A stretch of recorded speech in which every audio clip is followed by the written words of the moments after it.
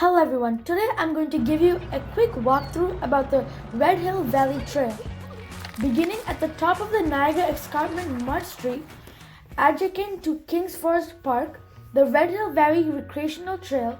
traverses the escarpment and runs northeast through Redhill Valley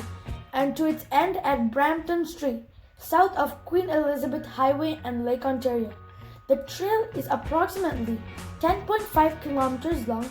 and by 3 meters wide and includes bridge crossings of the Redhill Creek and entrances from streets and or parking lots and a 1.1 kilometer long barrier-free section with a tar and chip surface accessible from Redhill Bowl to Kings Forest Golf Course.